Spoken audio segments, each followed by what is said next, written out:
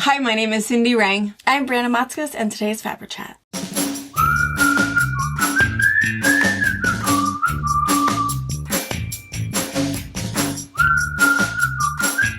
Good morning. Hello. We were just talking about how tired we were. Oh, I need a nap. I know. You know what? So I heard something. I never know if this is true or not. You know, we talk all the time about hippie wisdom. I don't know if it's hippie wisdom or if it's just hippiness. But I always find it really interesting because the majority of my friends are hippies. Yes. I don't know how you attract these things to you. I love it. I love all of it. I love all the plant-loving, animal-loving, you know, peace, not war. I love all of it. Anyway, I went over to visit Lisa last night, to see how she was doing. She's doing really good, by the way. She gets her pins out, all of her little hardware out on October 22nd. Oh, why? It's going to be She fun. has sent... He thought it was so cool. I know, She couldn't but have metal detection. Yeah. It's like, ah. Yeah, no. She has sent thank you cards to Oh, wow. everybody that sent her birthday cards. It was so nice. So cool. So nice.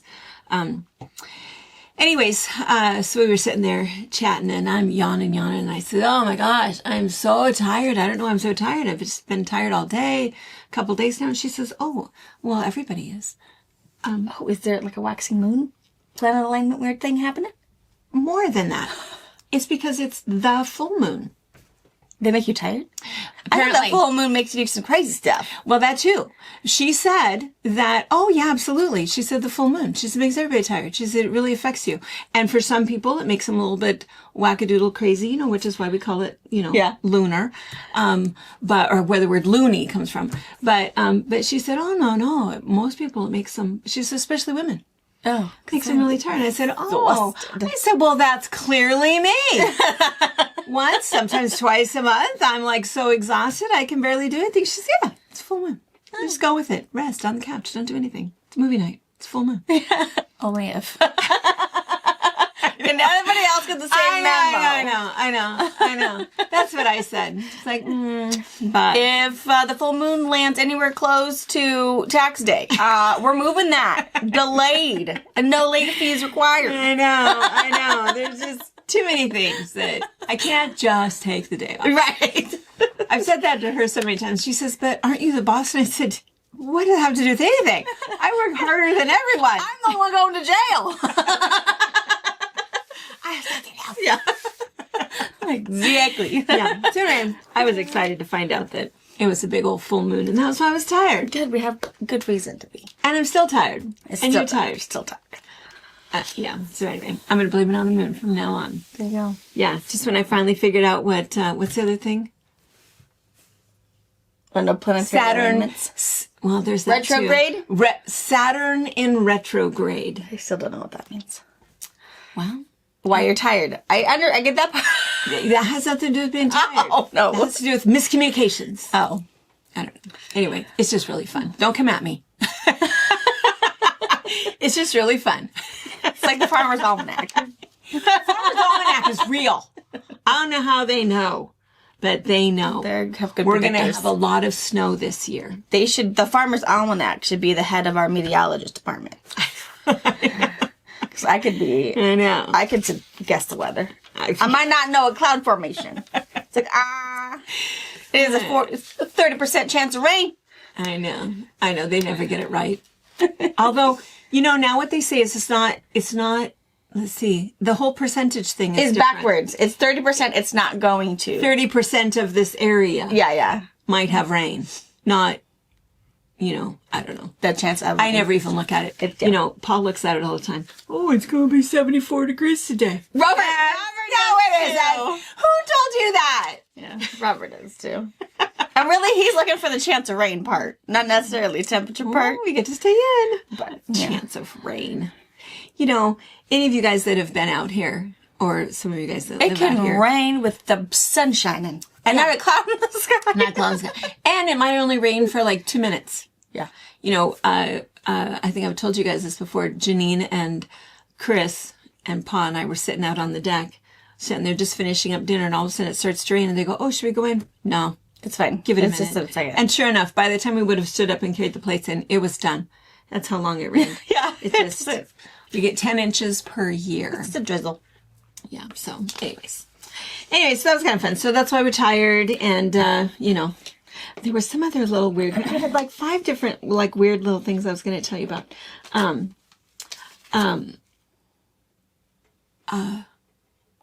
One thing is that this week is banned book week. I did know that. I got my little newsletter from the library. And they encourage you to read those? Yeah. They should. Read They what you should. want to read. And they'll tell you why they're banned and why that particular thing doesn't matter. Right. Or whatever. They educate you on the banned books. Right. I think it's really cool. But yeah, they have a whole section in the library. I feel like I've read all of them. Yeah, and me too. If you're gonna tell me not to, I'm gonna do it. See? If you're gonna tell me not to scan that code, I'm gonna scan that code.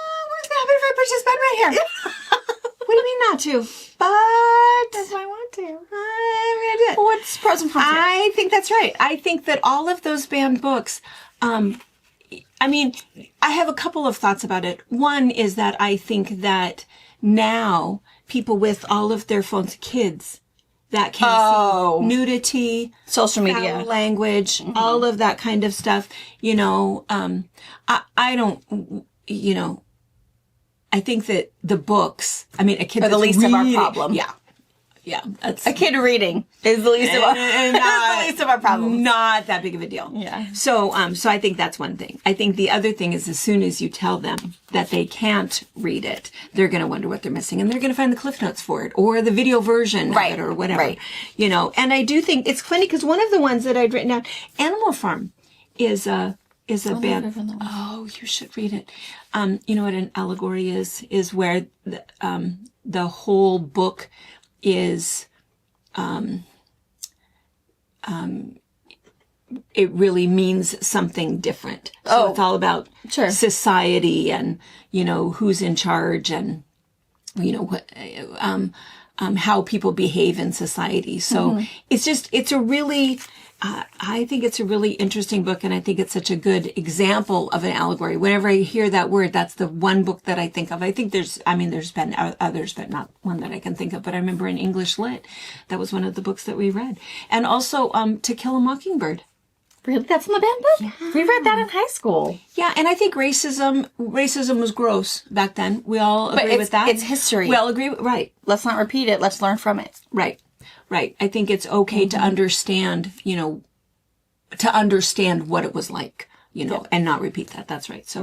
So anyway, I think some of the things that are on the banned book, but it is kind of funny. I was going to bring this book and show you, and I totally forgot. But I was, I don't know, scrolling through, you know, Instagram or Facebook or something, and this little thing came up, this woman who was telling the story about this book that she wrote, and she says, you have to buy it right away because they keep taking it down. They keep taking it down. And she was the CEO of Amazon, and she wanted to tell the whole story about Amazon and Jeff Bezos and the money and, you know, the corruptness of the whole situation and selling counterfeit stuff and, you know, blah, blah, blah, blah. So she was talking about this whole thing, and she says, you know, and they keep taking it down, and at some point it will not be available. So go now, buy it now, and get my story out there. And it's like, yeah, I'm going to do that. Don't tell me that I can't read this. So I immediately go, $24 for this book that comes. And I am not kidding you. It's like 90 pages. Large print, you know, and I read it in like an hour and a half. And I thought, man, that was the best marketing ploy in the world. Because what she did is this whole, you know, they're telling you that you can't buy it. They're telling you that you can't read it. Prove them wrong. I'll prove them wrong. You can't tell me. And I thought, she is a multi-million, probably has as much money as Jeff Bezos. And, you know, a smart woman. And that's what she was. She was head of marketing. And I mean, it's an interesting story and it's an interesting book. But if you want to borrow it, let me know. Don't buy it. I'm sure they've not taken it down. But anyway, I just think it's funny that banned books, because I think it's funny too. They're banned books, but the library, yeah. So who are they? How are they banned then? Just banned from school. Probably just school. Or your school libraries are not to have them. Well, okay. But still, I mean... Even that, I just think they need to be age appropriate. You know? Right. I think so. And I think it does need to be in a literary class. So there is, the reason you read things together is so you can read 4 chapters. And we're going to talk about these chapters. Bring your Cliff Notes. Here are the questions I want you to answer. And then we're going to have a Q&A for 2 hours. We're going to talk about these things. Right. And have those open communications. Because there's some kids that don't have a parent like me or a parent like you who we're going to talk about it. You were in trouble and this is why. And this is what you did wrong, which escalated into now you're grounded. Whatever the reason might be, I think those open communications teach kids how to have a civilized discussion, whether you think you're right or someone has proved you wrong. You can handle both of those things. I think it's just a healthy thing to learn. I think so too. Even if it is you start in high school and as a freshman, sophomore, junior, senior, you have a different story that's going to be harder to read in the aspect of what you're reading about, whether it's, How to Kill a Mockingbird as a freshman, and then you get a little deeper. And then it might really prepare you for the real life when you get to college, because they always tell you, oh, high school, we're just preparing you for college. No, you're not. Right. No, you're not. No. But if you've learned how to have these communications. Historical reference, right? Yeah. And been able to if you get yourself in the situation, you never know, something similar, or, you have to decide, am I going to stay with this friend who's making bad choices and figure out how to get them out of this situation? Maybe you've delved into a book. I don't know. Yeah. I feel like, I think it's important. I agree. I think that directed communication about the book. Let's read this chapter and then talk about it. I used to love English lit, for that reason, and boy, there was some heated discussions because we didn't always agree. Right. You don't. And I think that was really, really healthy. I don't know if they do that anymore. Yeah. But healthy debate, because they don't do a debate class anymore. All right. You don't have to. It's a good. They don't even do home ec anymore. Good literary skills. Reading, talking about it. I know. Find the words. I think that the book that I'm reading right now, I wonder if it would be, I don't think that it should be a banned book, but I think it's definitely R rated, but for a whole different reason. Well, it's really interesting. So it's called Hunted.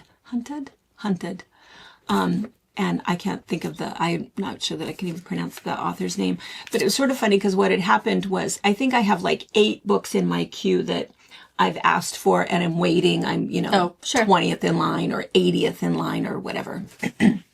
And so this one, I don't remember who recommended it, but when it finally came up, it's like, oh, okay. And so, and I remember reading what it was about and I thought, oh, I wonder who recommended this, because it didn't look like it was one that I would necessarily pick. And what it's about are these parents that are looking for their children from across the world. One's from Florida, one's from the UK, and they seem to be involved in a terrorist group in the US. And there was a bad bombing that happened. And so kind of not my genre, really. But so I started reading it once and I couldn't, I like the UK accent, and Scottish is hard for me to understand, but this, a couple of the characters are, Middle Eastern. Oh. Ooh, I have a hard time. And so I started listening to it and I thought, oh, I'm going to put that down. And then all of a sudden one person is waiting. 2 people are waiting. 3 people are waiting for this book. She's and intrigued. I thought, well, okay. It's mine. I don't want to miss out. Wait a minute. Because that doesn't usually happen where they're poking at you. So I thought, okay, fine. Oh my gosh. I am it is a nail biter. Oh. It is a hard topic. It is about, terror cells and CIA and FBI and hunting for these people, and what would a parent do to try to, save their child. And I think I'm on chapter 47, and I think there's 70 chapters, but I cannot put it down. No. It's very, very, very good. But a hard topic, and so you kind of wonder, but anyway, and it was kind of good to finally read a good one, because while I was waiting for some of these books to come through, I picked a Stephen King book. Oof, it was so bad. I stuck with it to the very end. Yeah, and thought, I'd heard. Well, somebody had said, people were telling us, right, that James Patterson is, he's working with younger authors. Yeah. And that Stephen King is doing the same thing. Mm-hmm. Yeah, it was terrible.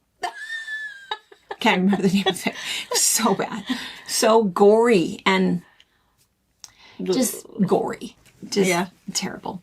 And then I read Nora Roberts. Oh, wow. I know. From one extreme to the next. I know. Nora Roberts. And then I thought, it was okay. I can't think of the name of it. Human Nature. No, Nature Studies. Nature. I don't know. It was so predictable. It's just that Hallmark movie to get all that goriness out. She added a little bit of murder in there. It's like, oh, whatever. It was, I was desperate. Anyway, I'm hoping that some of these other ones are going to start to come through. I love it when you guys recommend books for us because I like it, I think, and I need to start writing down, but I don't want to be swayed.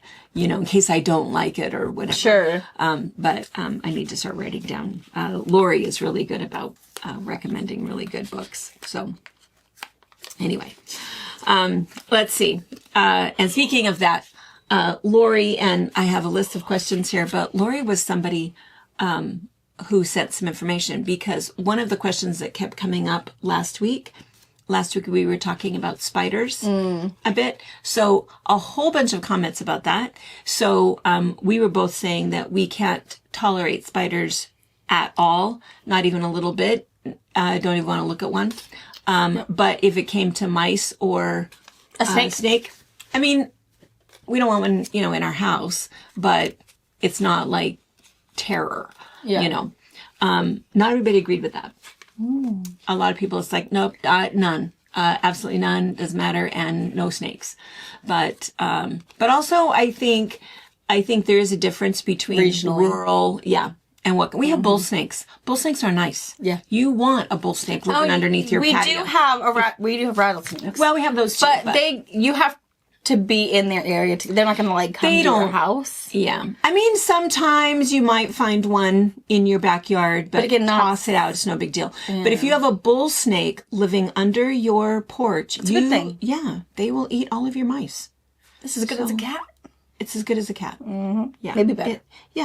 It's a good thing. But anyway, so speaking of that, when we were talking about spraying for spiders, we don't spray at our house because it's a hippie no-no.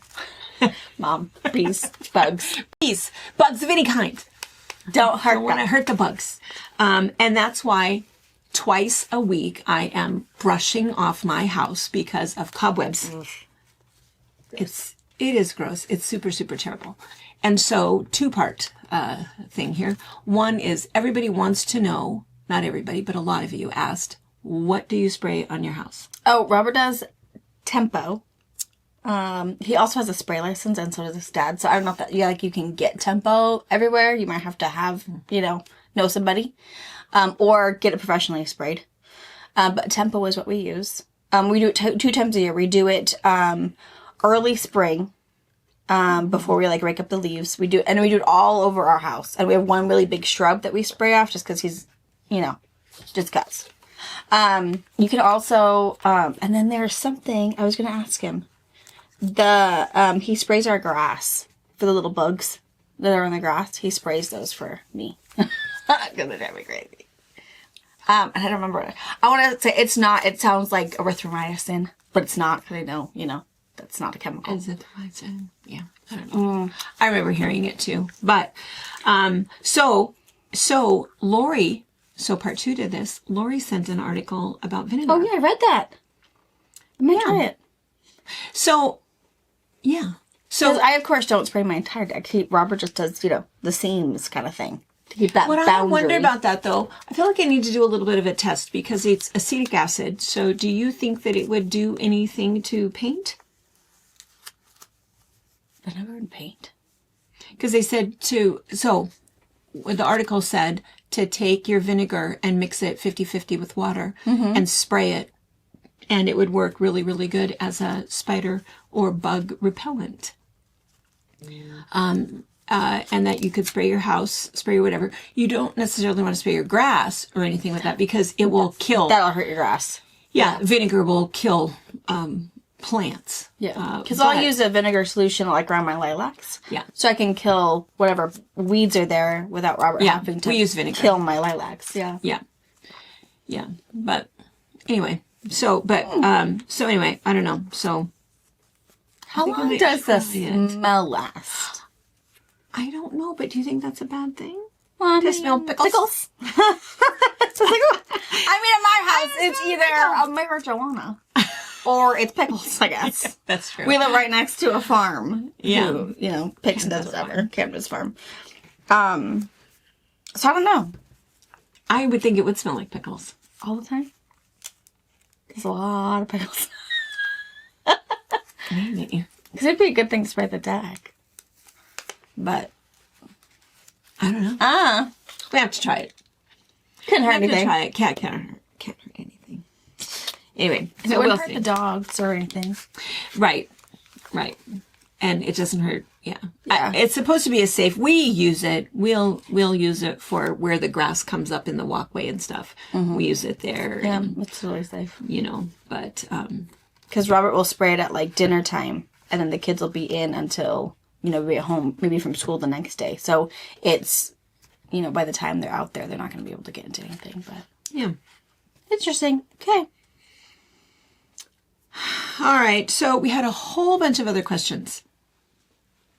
And these are a whole lot of like sewing type questions. We don't often get those. I know. So one, this was really good, and we knew about this, and Brianna and I talked about this a couple times, and did we decide that we were going to maybe do a video, or we were just going to talk about it? But one person asked if we could convert timber into a rag quilt.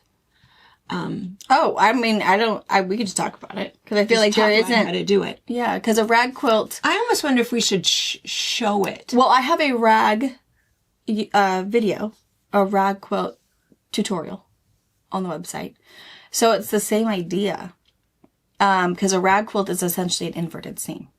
You're doing your top batting back, and then you're sewing it instead of, quilt top right sides together, you're doing back right sides together, so your seam is in the inside.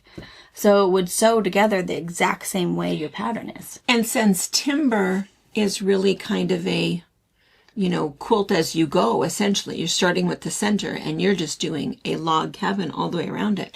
You absolutely could do that as a rag quilt. And I think it would be so smart. And you would cut everything the same. So if the center is 12 inches, you'd have a center, focus piece that's 12 inches and a back that's 12 inches. Now, your batting piece is usually about an inch smaller. So that your batting isn't necessarily in your seam, but it is quilted inside your quilt top and your quilt back. Yeah. So same thing. So if your next rectangle is going to be 12.5 by 6, you're going to have a quilt top piece that is 12.5 by 6 and a back piece that's 12.5 by 6 and a batting piece that is 11.5 by 5. Yeah. Quilt that in there and invert your seam. Another little tip there about your batting, if you're new to rag quilting, is if you don't have leftover batting pieces that you want to use, the batting that is single-sided fusible is really nice. Just go ahead and cut that smaller than whichever your back or your front, and then fuse it in place, and then that way you don't have to worry about something slipping or anything weird happening. Rag quilts are simple. Pretty easy to do. You kind of can't mess up too much, and they've really made a comeback. They're really popular. They are. They're really popular. They're just, what's nice about them is that the more you wash them, the better they look, and and then, you don't have to worry about any quilting afterwards. It's all done when it's done. And in a traditional rag quilt, and in the tutorial I talk about, is it squares that you quilt essentially an X in it. Now with those big rectangles, yes, you could do an X, draw your line, or just use some straight lines. Use that multi-lined foot, or mark it every 2 inches and just draw straight lines from, the short side.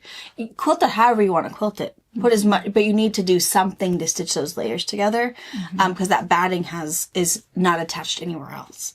So you have to do some sort of stitching, but it doesn't have to be an X. You can make anything you want it to be. Right. Okay. Question number 2.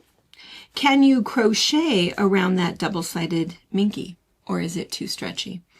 Absolutely. I think you absolutely can. Yeah. You absolutely can. Now, you might want to, we demonstrate that sticky solvy. Yeah, stabilize. And so you might want to go ahead and put that on there just to hold everything so something doesn't get a little wonkadoodle.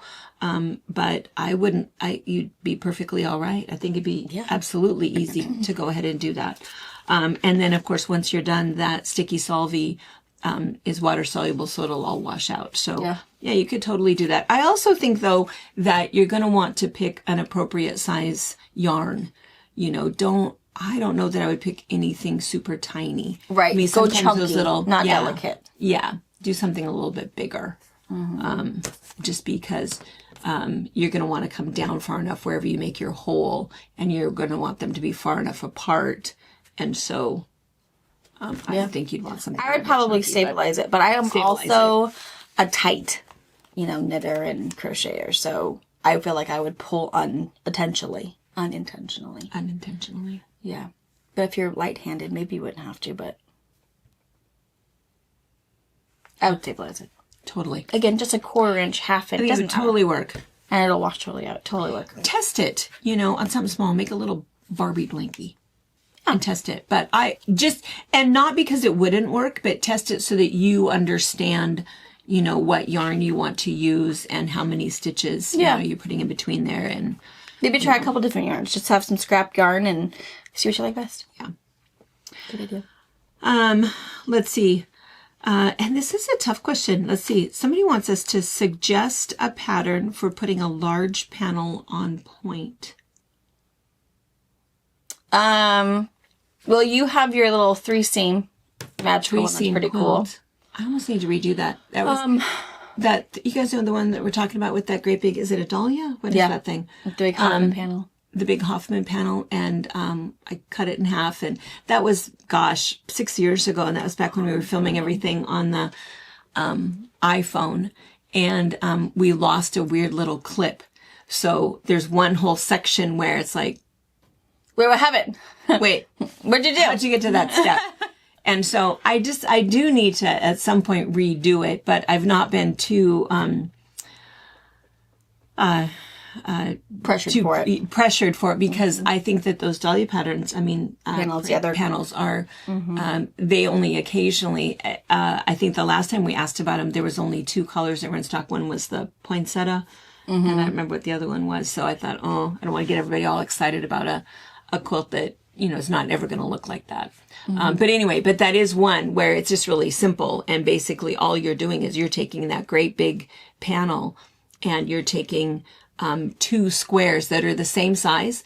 Technically, they need to be about 1 inch bigger all the way around.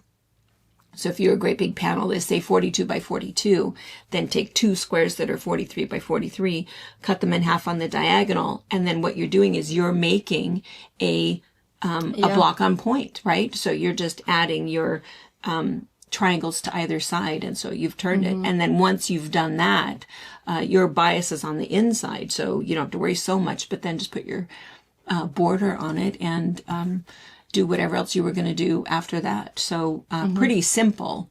The hardest part will be finding a uniform panel that looks good in any direction, because a lot of the time our panels are more directional or scenic. Yeah. So if you do put them on point, your, moose is headed upwards, and it might not look good. So I think that's going to be your harder part. This is fly. Sorry.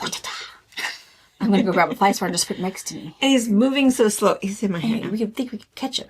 But that would be the harder part, is finding a panel that looks good in every direction. Yeah. She must have something in mind for her to ask that. And here's the other hard part. So, right. So if this is your panel, right. And so you've got your triangle right here, opposite side, triangle here, opposite side. You also then have to find a fabric that's interesting enough to be that great, big, huge, triangle, right? And so that's why what I did is I took that dahlia, cut it in half, so then the other halves of those dahlias were on those other sides. So there's 2 challenges there. One, to find a panel that looks okay like that, and also something And you that can carry get it. more creative with your triangles. Just have to make sure that whatever those triangles are made of, they have to start with a square. So if that means you're taking a square and putting a border on it, and a border and a border, you can do that. Make sure you're measuring your borders, because just because you start with a 6-inch square doesn't mean it's not going to grow into something super, super stretchy. But you could make it interesting, but yeah. I don't know. I don't know if that answered your question or not, or gave you more things to think I about. hope so, unless you need like a demo. Kill Yeah. it. We're going to take a moment because there's going to be a murder. Is there one back there? Get it. I'll go and put it next to me. I know. If you wave around the smell of blood. Okay. I have a weapon. Get it. It's right there. He's right there. Ew. God. We'll just leave its bloody carcass as a warning to the others. Stay out of here. All right. And then a fourth one. And so this one, I feel like I know the answer to this one. We'll just make sure. So we were talking about t-shirt quilts. Full moon? Yeah. All the way. It's a big one. So we were talking about t-shirt quilts and how you just have to stabilize the t-shirt, make the t-shirt, which then makes it act just like cotton. And you can mix it with your flannels, your cottons, your batiks, whatever you want to, and use that as a quilt block and make a fun quilt. Well, this gal asked, what about a hockey jersey? Oh, yeah. So, I've done that. And you would just do the same thing. So a lot of the time, you would totally do the same thing. Because a lot of the time you have your jersey and then there is something underneath the jersey. It's not just bare skin through, the netting of your jersey. That's what they mean, right? Is that it's Speckly. I'm thinking meshy. I'm thinking, football kind of a thing is what I'm picturing in my head. But there's always something against the skin so that fishnetty stuff isn't touching your skin and it's not just bare skin. Do it the exact same way. It doesn't matter. Okay. Yes, it's super stretchy. So then you would fuse Even if it it's to the inside, but then your meshy stuff would still be kind of... I then stitch it down. So sometimes, you can stitch, just top stitch, what you want. You could do some straight lines if you wanted to. But keep in mind, once you get to the long armor, your long armor is actually going to stitch it down. And we would know by looking at it that, okay, I'm going to be mindful of this block because things are going to smoosh around a little bit. Yeah. But you wouldn't have to do anything else. If it's wiggly on you, the other thing you could do is since you've cut it apart, you can peel those layers apart and just 505 it. Put some temporary spray, glue them together. Do your other fusing on the back. Because that temporary spray is going to last for a couple hours while you're working on that one block. It'll still be sticky when you're done with that block.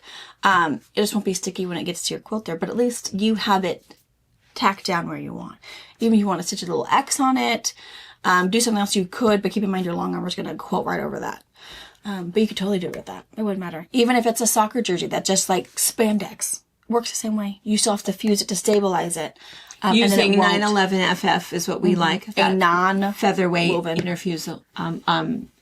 featherweight fusible interfacing. Mm-hmm. And the most part is that it's non-woven. Because a non-woven is not going to allow it to stretch. And that's your main goal. With anything, t-shirt, jersey, sporting, is to eliminate any stretch so that when you sew it together, nothing crazy is happening. So yeah, no, use it. All right. Do it. Thank you guys for your questions. Yeah. It's nice that we're not just solving all the problems of the world, and married life, that we're also talking about quilting. Oh, great.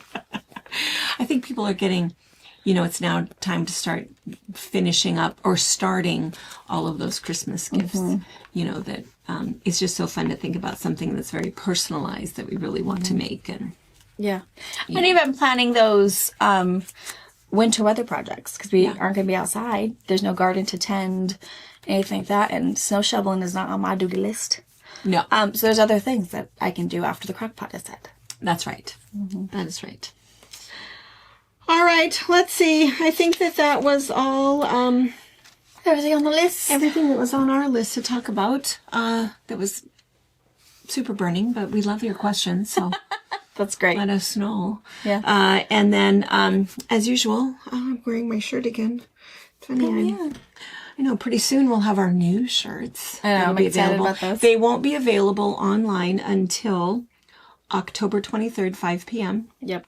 We have a new design this year. And I'll just mention for a minute, last year, and of course, if I can't imagine there's anybody new here that doesn't know what we're talking about, but it's our breast cancer benefit auction that is October 25th. Gosh, 2.5 weeks away. Right. Yeah. Coming right up.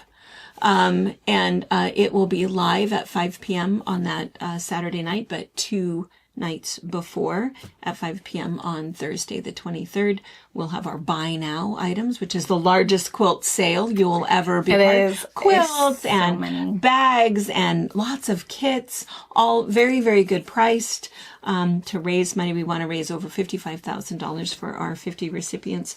But that's also when our shirts will go on sale. So, these were our shirts from last year that were really nice. They have something nice on the back and on the front. This year, we decided to stick with black. So it's kind of funny because last year people said, oh, well, but what about a pink shirt? And we looked at that. But the problem was that the design that we picked would not look good on a pink shirt. No, pink and white on pink. It just didn't look as pretty. And so that was why we picked black, is just because, when you really want your color to show up, that absence of color is really nice. So we do it in quilting, right? I think that all of those bright colors with black seems brighter than all of those bright colors with white, personally. But anyway, so we chose basically the exact same shirt. We like the V-neck. We like the longer short sleeves. We know how they fit now. We know how they fit. We know all of it. So if you know your... And it washes so well. It washes really It's like nice. it's a really nice quality shirt. Yeah. And we're using our local gal again. So we're excited about this year's one is really nice. So also limited quantity. Those of you guys that are coming to the Women's Retreat, you have an email. Check your email because we need to know your size. You guys get them. We'll already have your shirt for you. And then, but anyway, the rest of you guys, be sure and grab a shirt. Yeah, we'll show you as soon as they're ready. Yeah, and we're up to doing, gosh, you guys have been so generous. So nice. So we're doing a reveal of items Fridays at 1 p.m. and also Saturdays at 1 p.m. For the next 2 weeks. And then we'll have a special one showing all of the state ones, state baskets, and then we're also going to have kind of a special little thing on the Wednesday before, on the 22nd, where we're going to just remind you how to order, how to check out, how all of that will work. Some of you guys are still having questions. It's a possibility we might do that one live just to check everything. Anna has new mics for us to try. So that one is potentially that one will be live. Oh, very nice. Just so that we can kind of have a test run, make sure everything's hooked up correctly. All of that weird stuff, We always try to buy something. I'll sell you something for $1. And then we can talk about all those questions and have those information. So yeah, we'll probably have that one. But oh yeah, that'd be good. All right. And speaking of that, behind us, gorgeous quilt, a donation for the bra auction. Yeah, this one is from Kathleen Kingham from Edmonds, Washington. She says this is called Happy Stripes by Quilty Love. And she said the fabrics are Lulu Chez Moi by Moda. Love it. See, I totally thought that was going to be it's also... Oh, yeah, it's also Kaif. Yeah. I was going to say, no way. It's both. I can almost pick them out. I know, I can too. That's I was thinking, Moda. Wait a minute. That's Kaif. Moda Kaif. Yeah. I see it now. Beautiful. It is really, really How big is pretty. it? It is 64 by 72, and it was pieced and quilted by Kathleen. Oh, love it. Yeah. It's really And nice. it's just so sweet because all these guys say, because we ask, well, what do you think the value is? Oh, honey. You guys are just so sweet. You think it's only worth because this it's amount. stash fabric. We never really calculate our stashes. We are not selling blankets. We're selling quilts. Hand quilted. I mean, machine pieced. Full moon. I'm so tired. And moony. Anyway, it's beautiful. It is absolutely beautiful. I love it. It's just a really nice size, too. And we will show it again on either Friday or Saturday. You'll see it again. Yeah, it'll be behind us. Just to show you a little closer, and of course, in case you don't see it here, you'll see it there. It looks a lot like our Toothless Twofer pattern. Yeah, kind of. It looks like Except she that- started with this block and then turned it into a half square. Oh, no, she No, didn't. wait a minute. It's 2 pieces. It's this unit and this unit.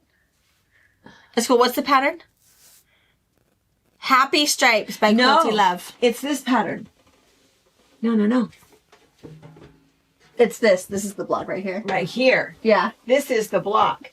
So she did stripes And then one, and put that a on. quarter of a snowball. And that's how we did Toothless Twofer. Yeah. Was we took a 5-inch square and then we put a piece on the corner. However, hers line up. Ours, we intentionally Offset. made it offset. So cool. I like it. So we figured it out for those of you who can Figured it out. do it. Or Happy Stripes. Happy Stripes. Stripes by Quilty Love. And you know what would be cool is you could also quilt it, because I feel like through the camera you can almost see that it looks, you can make it look curvy. Oh, you could. I could, kind of see it on the inside looking at the camera. Oh, it does look curvy. So, beautifully done. Kathleen, thank you very much. Yeah. Kathleen, thank you. All right. All right. I guess that's it. We're going to head out. We've got a bunch of boxes. So I think it's another 8 or 12 boxes again today. But because we're sure that you guys are all running out of fabric. you've got to be. I mean, the amount of have to quilts be. that are here. Oh, time to replenish. Build up that pantry. Snow's coming. Snow's coming. Let's get that stuff off to you. And we're going to show you some stuff that you need. Yes. Yeah. Thanks for hanging out with us. Bye. Bye. Thank you for watching our video. We invite you to leave a comment, hit the like button, or better yet, subscribe to our channel so you never miss an episode. You can also visit our Instagram, Twitter, Facebook, or Pinterest pages, or find all of those things and our online store at fabricpatch.net.